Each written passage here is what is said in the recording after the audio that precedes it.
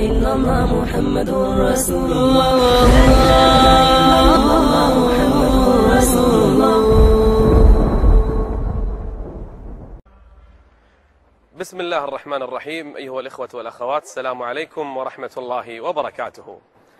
درود نو شما را خوش آمدید میگوییم به برنامه نوی قصه پیامبران. در برنامه گذشته درباره نبی خدا صالح علیه السلام سخن گفته بودیم. یادآور میشویم که خداوند آنها را به نعره هلاک کرد. با آوازی بلند قوم کافران را هلاک کرد. کسی جز صالح علیه السلام و کسانی که با او ایمان آورده بودند باقی نماند. زمانها میگذشت و آنها با توحید و یکتاپرستی زندگی میکرد تا اینکه شرک دوباره در روی زمین سر زد. شیطانها آمدند مردم را از دین خدا دور. شرک این بار در شهر بابل سر زد. مردم غیر از خدا بت‌ها را بزرگ شماریده و آنها را عبادت می‌کردند. بت‌ها و صنم‌ها عبادت کرده می‌شد. ستاره‌ها را نیز می‌پرستیدند. غیر از خدای عزوجل آنها را عبادت می‌کردند. خداوند نبی را فرستاد. این نبی را خداوند زیادتر دوست می داشت. خداوند او را دوست خود گرفته بود. کیست او؟ او ابراهیم خلیل است. این جوانی که در بابل تولد شده و آنجا به وایه رسیده بود. می دید که مردم بت‌ها را می پرستند. به عبادت آنها راضی نبود. به این حال مردم راضی نبود. ولقد آتینا ابراهیم رشده ولقد آتينا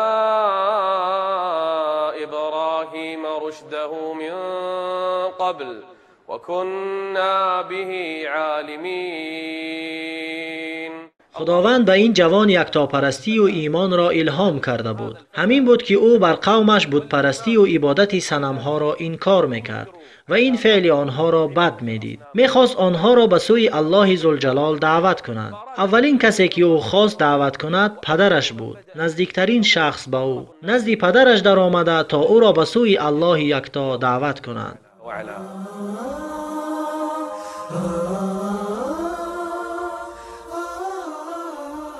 ابراهیم علیه السلام جوان بود که مردم را به سوی خدا می‌خواند. اولین کسی که او دعوت کرد پدرش بود. او را با بهترین اسلوب به سوی الله ذوالجلال دعوت کرد. پیامبران با رحمترین مردمانند برای امتانشان، با رحمترین مخلوقانند برای مردم. پدرش که خانه اش را پر از بت‌ها کرده بود، ابراهیم خلیل علیه السلام نزد او آمد تا او را دعوت کند. با اسلوبی که ابراهیم علیه السلام سر کرده بود نگرید. پدری مشرک و کافرش را که بت‌ها را می‌پرستید و ابراهیم علیه السلام را امر می‌کرد که به آنها سجده کند، اما ابراهیم علیه السلام با او جواب گردانیده میگوید: یا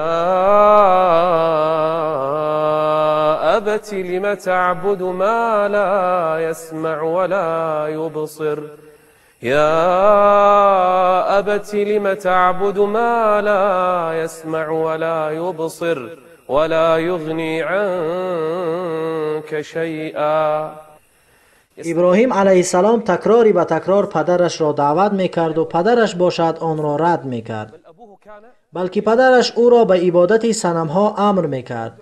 ابراهیم علیه السلام به او جواب میداد: درست از این که من خرد هستم و تو پدری من هستی و من پسر تو هستم، لیکن مرا علم بسیارتر نسبت به تو داده شده است. یا ابت انی قد جاءنی. هر خطابی که با او میکرد ای پدری من میگفت. انی قد جاءنی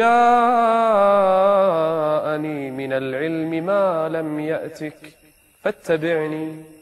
فاتبعنی اهدک صراطا سویا. با وجود که او مشرک بود لیکن با اسلوب رحمت مراجعت میکرد، با نرمی و دلسوزی در هر چی باشد آن را زینت میدهد. ابراهیم علیه السلام تکراری به تکرار پدرش را به سوی خداوند دعوت میکرد. یا ابت لا تعبد الشیطان. زیرا اگر تو بت‌ها را پرستی تو از شیطان پیروی کرده ای، زیرا او تو را امر کرده است تا بت پرستی کنی. یا ابت لا تعبد الشیطان ان الشیطان کان للرحمن عصیا. یا ابت انی اخاف ان یمسک. با اسلوب نگرید: من برای تو در ترسم. مقصد تنها امر معروف و نهی از منکر نیست. مقصد تنها باطل را از حق جدا کردن نیست. مقصد من ترسم برای توست ای پدر.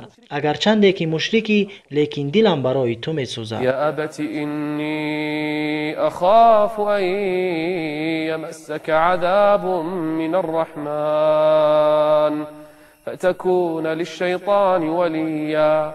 پدرش به این جوانی که او را به سوی الله دعوت میکرد با درشتی جواب میداد. نگرید که چگونه جواب داد. گفت ای ابراهیم، اگر تو این کارت را بس نکنی تو را سنگسار میکنم، تو را تا مردنت با سنگ میزنم. سپس او را راند. گفت از من دور شو، نمیخواهم تو را به خانه ام ببینم. ابراهیم علیه السلام از خانه برآمد و به پدرش گفت قال سلام علیک. دشنام و حقارت و تهدیدش میکرد در حالی که مشرک بود و ابراهیم علیه السلام جواب میداد سلام علیک سأستغفر لك ربی انه کان بی حفیا. خدا را برای تو دعا میکنم، از خدا آمرزش گناهانت را میخواهم، خداوند مرا از این چیز باز نمیدارد.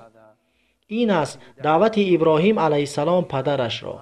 این است اسلوب او با پدرش اگر چند مشرک و کافر است.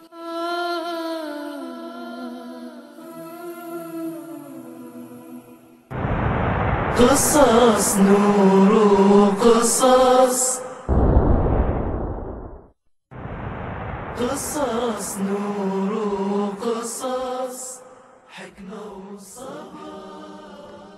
ابراهیم علیه السلام که جوان بیش نبود، وقتا میدید که قومش بت‌ها و صنم‌ها را عبادت میکردند، آنها را از پرستش بت‌ها و صنم‌ها منع میکرد. روزی از روزها با آنها با تمام جرأت و شجاعتی که داشت گفت قال ما هذه التماثيل التي انتم لها عاكفون.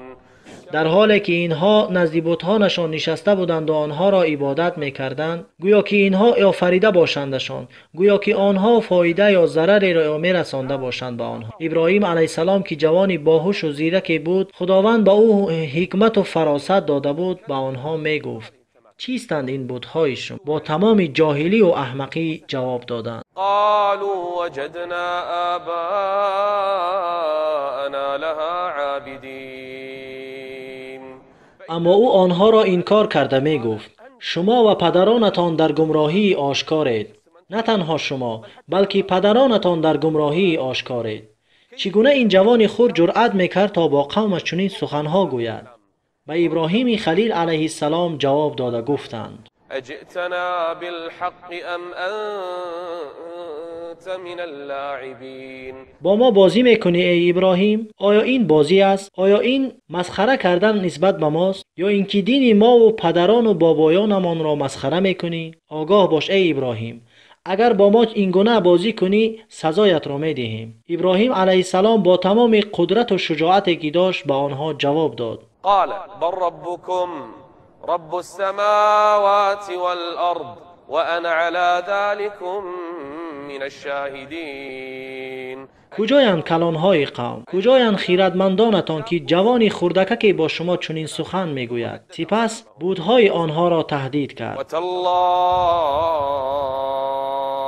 لأكيدن أصنامكم بعد ان تولوا مدبرین. روزی می شود که شما می روید جایی و من این بت‌های شما را به خاک یکسان خواهم کرد. کی را تهدید میکرد؟ خدایان آنها را تهدید میکرد. جوانی خردسال با چنین شجاعت و با چنین قوه، برای چی؟ زیرا او به الله ذوالجلال تکیه کرده بود. مردم برآمدند در حالی که شنیده بودند که ابراهیم علیه السلام می گفت البته بت‌هایتان را می شکنم بعد اینکه شما از اینجا روید. توقع نداشتند که چنین می کند. توقع نداشتند که ابراهیم علیه السلام جرأتی چنین کار را دارد. آنها برای جشن به بیرون از شهر برآمده رفتند. ابراهیم خردسال نزد آن بت‌ها آمد. در نزد آن قربانی ها، گوشت ها، طعام ها، شراب ها و تمام نوش و نعمت بود. از تمام آن بت‌ها سؤال کرد. حال آن که می دانست که آنها سخن نمی گویند گفت چی شده از شما را؟ ما لكم لا تأكلون. آیا نمیخورید از این خوراک ها؟ بخورید. از این قربانی ها بخورید.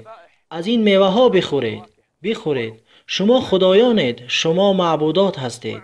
چرا نمیخورید این طعام ها را؟ ابراهیم خلیل علیه السلام میدانست که آنها طعام ها را خوردن نمیتوانند. چی شده است که سخن نمیگویید؟ جواب دهید بر من. ابراهیم خلیل علیه السلام از نزد آنها برآمده رفت و با خود تبری را آورد.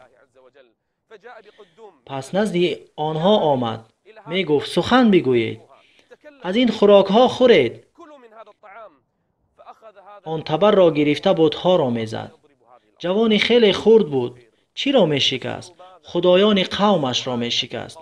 چی را می شکست؟ بتهایی که از پدران و بابایانشان میراث مانده بود. کدام قوت و جرأت بود از جانب ابراهیم علیه السلام که به بتها می زد. تمام بتها را میده کرد مگر یک بت را. فجعلهم جذاذا إلا كبيرا لهم لعلهم إليه يرجعون. تبر را نزد بت کلانی اشان که او را نشکسته بود گذاشت.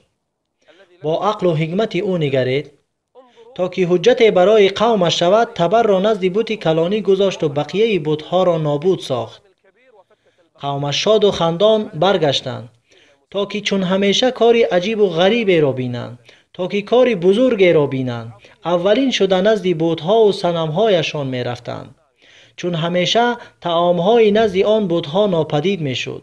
شاید شیطانها آنها را می خوردند. ناگهان دیدند که خدایانشان به خاک یکسان گشتند. فریاد می زدند و ناله می کردند. در بین قوم داد زده می گفتند قالوا من فعل هذا بآلهتنا إنه لمن الظالمین. به این جاهلی و احمقی و نادانی نگرید. آیا خدا شکسته می شود؟ خدا نابود می شود است مگر؟ آیا خدا به خاک یکسان می شود؟ با سوال می کنند که کی با خدایان ما چنین کرد؟ این خیل باشد او قوی تر از خدایان شماست. این خیل باشد شما به جای بتها کسی که این کار را کرده است عبادت او را کنید. اگر ذره از عقل در شما باشد. لیکن در آنها عقل نبود. فطرت آنها فاسد شده بود. قالوا من فعل هذا بآلهتنا إنه لمن الظالمین. کیست؟ آیا دشمن آمده است؟ آیا خدای دیگری است؟ چی رخ داد؟ بعضی از مردم که سخن ابراهیم علیه السلام را که بتها را تهدید میکرد شنیده بودند گفتند قالوا سمعنا فتى يذكرهم يقال له ابراهیم. به سوی ابراهیم خلیل رفتند. جوانی خرد. او را بستند و او را به نزد خلق آوردند. همگی با قهر و غضب سخت بودند. همگی میخواستند که انتقام را از این کسی که چنین کار را با خدایانشان کرده است بگیرند. تصور کنید چنین معرکه را. قالوا فأتوا به على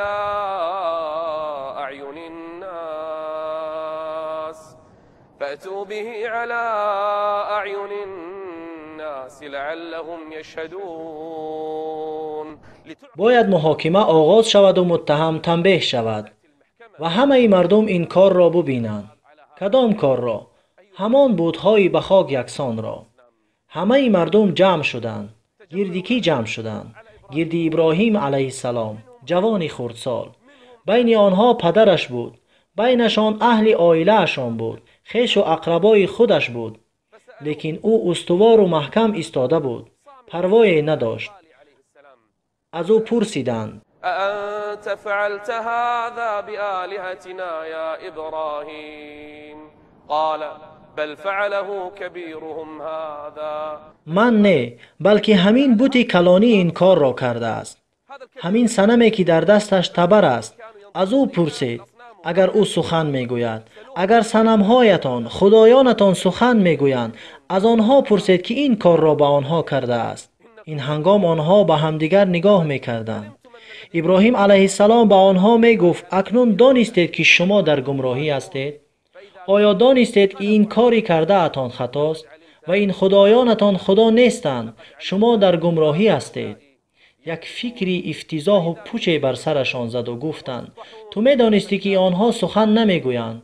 از بینشان یکی گفت او را بسوزانید و خدایانتان را نصرت دهید. فاعلين.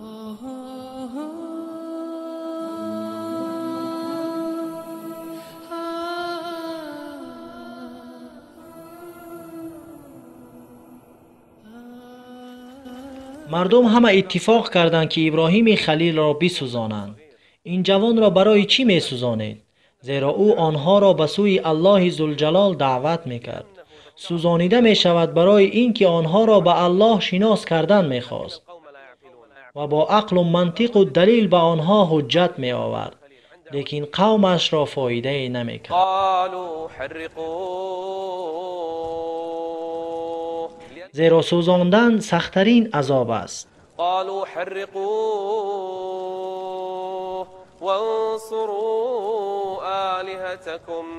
وانصروا آلهتكم إن كنتم فاعلين. سبحان الله، خدا باید یاری دهد نه اینکه یاری طلبد. خدایانی به خاک یکسان، خدایانی پاره شده. گفتند هیزم جمع آورید برای سوزاندن ابراهیم خلیل. دست و پایش را بسته حبسش کردند تا او را بسوزانند. مردم همه در جمع آوری هیزم بودند. در این کارشان حریص بودند. زنی بود میخواست نذر برای خدایان و صنمهایشان کند با مقصد اینکه خدایان پسرش را از مریضی شفا دهند و این نذرشان جمع آوری هیزم بود تا که ابراهیم خلیل را بسوزانند. نذرها میکردند برای سوزاندن ابراهیم. هیزم زیاد جمع کردند و یک آتش بزرگی را ساختند که گرمیش چنان بلند بود که اگر پرنده از بالایش میگذشت از گرمی آن میافتید. این چی گونه آتش است؟ این چی گونه جهنم است؟ قالوا بنوا له بنيانا فألقوه في الجحیم. آتشی بزرگی به جهنم تبدیل شده بود. میخواستند در آن ابراهیم خلیل را سوزانند. مردم همه جمع شده بودند. یکی از آنها پدرش، دیگری مادرش، تا ببیند که چگونه ابراهیم خلیل میسوزد. خواستند با آن آتش نزدیک شوند تا ابراهیم را در آن پرتاب کنند، نتوانستند. زیرا آتش به نهایت بزرگ بود، نتوانستند نزدیک شوند. ابراهیم را در منجنیقی بستند، منجنیقی که در آن تیرهای آتشین پرتافته میشد. در آن منجنیق ابراهیم را بستند. اکنون لحظه های آخر رسید تا این جوان را سوزانند. همه چیز تمام می شود. جبرائیل علیه السلام نزد او آمد. جبرائیلی که با یک پرش یک قوم را هلاک کرد و با نعره امت را نابود ساخت. جبرائیل سردار ملائکه ها با او گفت ای ابراهیم، آیا می خواهی من کمکت کنم؟ آیا می خواهی که من به تو کمک رسانم؟ ابراهیم به سویش نگاهی کرد، حالا آنکه قلبش متعلق الله بود. گفت ای جبرائیل، اگر تو باشی کمک رسان نمیخواهم و اگر خدا باشد قبول دارم. خدا بسنده و چی خوش شاهد است. قصص نور قصص قصص نور قصص حكمة وصبر. ابراهیم خلیل از الله ذوالجلال کمک میخواست و او خداوند را دعا میکرد و قومش در تماشای سوزاندن ابراهیمی که با بندها بسته شده بود بودند. این هنگام او را به آتش پرتافتند. خلیل در آتش پرتافته شد. آره، در کدام آتش؟ آتشی بزرگ. ابراهیم خلیل در آن پرتافته شد. الله ذوالجلال این هنگام گفت قلنا یا نار.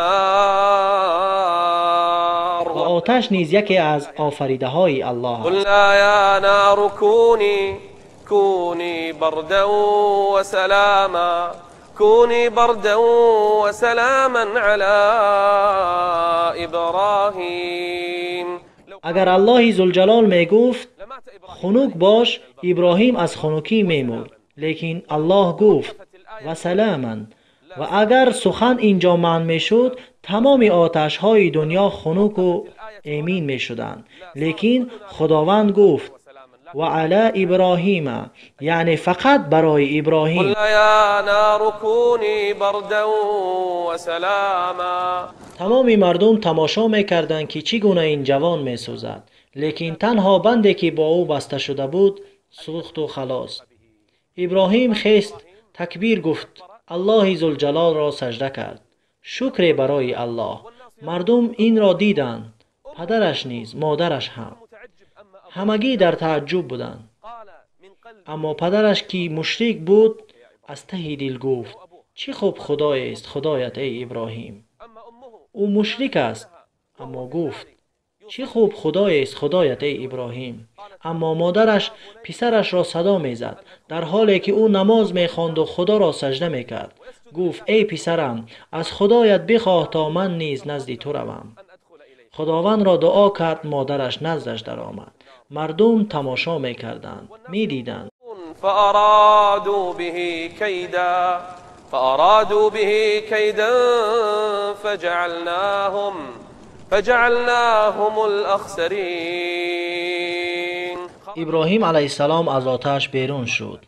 مردم همه در ترس بودند. گفتند که او در آتش چند روز باقی ماند. بعضی ها گفتند چند ساعته، والله اعلم که چند مدت در آن آتش بود. لیکن وقتی که او از آتش برآمد، مردم با او نزدیک نمی شدند. آتش او را نسوزاند. چگونه شخص است این؟ آیا ایمان آوردند به او بعد از این واقعه؟ هرگز ایمان نآوردند مگر پسری برادرش لوط و زنش سارا. تنها همین دو کس ایمان آوردند، اما بقیه قوم با او کافر شدند. حالا آنکه این واقعه را دیده بودند، پادشاه او را نزدش خواند. نامش نمرود بود.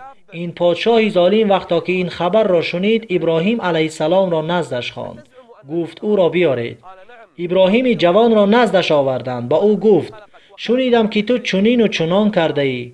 آیا گمان میکنی که تو خدای داری؟ گفت آره، خدای من الله است که مرا و تمام چیزها را آفریده. خدای من الله است که زنده میکند و میمیراند. الم تر الی الذی. کیست؟ او یکی از پادشاهان ظالم و طغیانگر است که خداوند به او ملک داده است. الم تر الی الذی حاج ابراهیم فی ربه ان آتاه الله الملک اذ قال ابراهیم ربی الذی یحیی و یمیت. پادشاه با تمام نادانی و احمقی جواب داد. گفت من نیز میمیرانم و زنده میکنم. زنده کردن و میرانیدن کاری آسان است. زندانی را صدا کرد و با سربازش گفت بکشید او را. او را کشتند. پس گفت آیا دیدی که کشتمش او را؟ و مردی را که باید اعدام میشد نزدش خواند. و او گفت تو را آزاد کردم. گفت آیا دیدی او را زنده کردم؟ این را زنده کردم و آن را کشتم. این یک نوع جهل است. این بدبختی است. این دیوانگی است. کدام مردی صاحب عقل چنین سخنها میگوید؟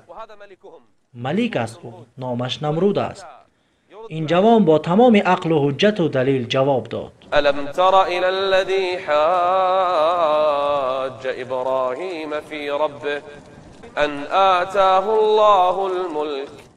ملکش چشمانش را کور کرده بود. اذ قال ابراهیم ربی الذی یحیی و یمیت. و این را همگی شاهدند. همه میدانند که الله ذوالجلال زنده میکند و میمیراند. و او با تمام بدجهلیش میگفت، قال انا احیی و امیت. ابراهیم علیه السلام دانست که این مرد تنها بحث کردن میخواهد، به خود نمی آید. پس از او چیزی دیگری خواست، چیزی نوی را طلب کرد. این چیزی نو را او نمیتواند انجام دهد و این دلیل از باهوش بودن ابراهیم علیه السلام است. گفت آیا آفتاب را میبینی که هر روز از مشرق میبراید و در مغرب غروب میکند؟ این کار خداوند است. چی میشود که یک روز آفتاب را از مغرب بیاری؟ ابراهیم علیه السلام گفت فإن الله يأتي بالشمس من المشرق فأت بها من المغرب فبهت الذي كفر والله لا يهدي القوم الظالمين. ابراهیم خلیل علیه السلام حجت می آورد برای قومش. پادشاه مغلوب شد. مردمش آیت‌های روشن را دیده مغلوب شدند. هیچ کاری کردن نمی‌توانستند. با این وجود دعوت ابراهیم علیه السلام را نپذیرفتند. مکر می‌کردند. ابراهیم علیه السلام با پسر برادرش و زوجه‌اش سارا قرار گذاشتند اینکه از آنجا هجرت کنند و دین خدا را تبلیغ کنند. به کجا هجرت کرد؟ ابراهیم کجا رفت؟ چی کار کرد؟ و با او چی رخ داد؟ و آیا خداوند به او فرزند عطا کرد؟ این همه را با یاری خداوند در برنامه آینده خواهیم شنید. با ما باشید. استودعكم الله والسلام عليكم ورحمة الله وبركاته. قصص نور قصص